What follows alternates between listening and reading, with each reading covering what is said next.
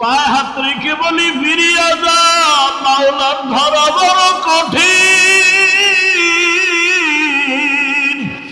ওরে আমার আল্লাহর ধরা থেকে কই পালায় যাবি?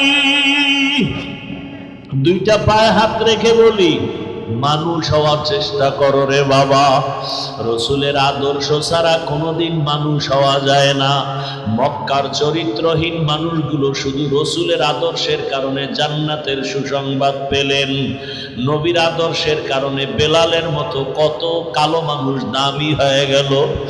মায়ার নবী মেরাজ থেকে আসিয়া কয়, বেলাল, জান্নাতের মধ্যে তোমার আওয়াজ পাইছি হাঁটার, তুমি এমন কি আমল করো? ইয়া রাসূলুল্লাহ, তেমন কোন আমল করি না, তবে আমার মনে বলে একটা আমল আছে, সব সময় করি, ওযু করিয়া 2 রাকাত নামাজ আদায় করি।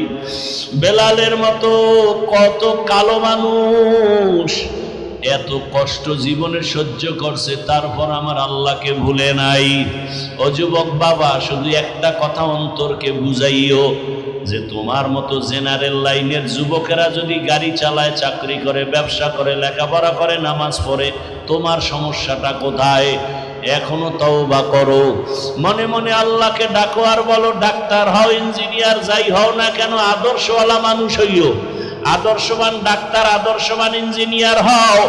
এখন মনে মনে আল্লাহকে পেছনের গুনাহ থেকে মাপ চাও, মনে মনে আল্লাহকে বলো, হে মালিক, এই হাতের দ্বারা কত গুনাহ করেছি, চোখের দ্বারা গুনাহ, জবানের দ্বারা গুনাহ, আমার গুনার খবর আল্লাহ মা জানে না, বাবাই জানে না, কেউ জানে না, আল্লাহ আপনি জানেন।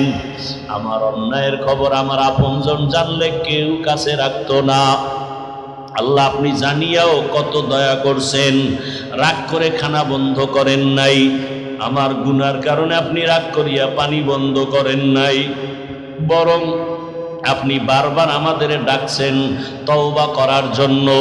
আমরা তওবার দরজায়ও যাই নাই, আলেম ওলামারা ডাকছে তাও শুনি নাই।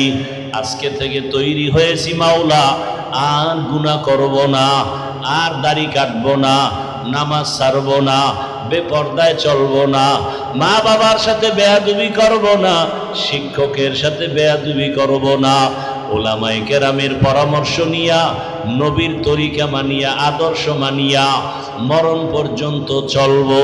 ডাক্তার হলেও আর নামাজ ছাড়ব না, ইঞ্জিনিয়ার হতে গিয়াও নামাজ ছাড়ব না, ব্যবসা করতে গিয়া আর নামাজ ছাড়ব না, চাকরি করি বা না করি নামাজ ছাড়ব না।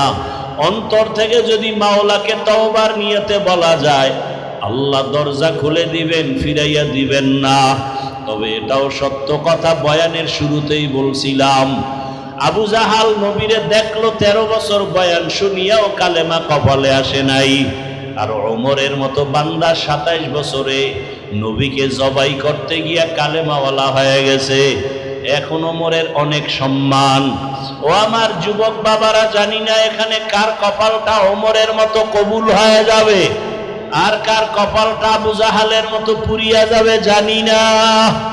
আল্লাহর কাছে মাথা নত করে তওবা করো, আর দাড়ি কাটবা না, নামাজ ছাড়বা না, বেপরদায় চলবা না, মা বাবার দোয়া নিয়া, শিক্ষকের দোয়া নিয়া, উলামায়ে কেরামের পরামর্শ নিয়া নবীজির সুন্নাত অনুযায়ী চলবা।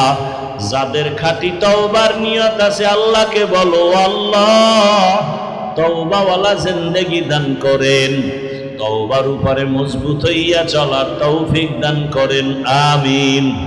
আলহামদুলিল্লাহি রাব্বিল আলামিন।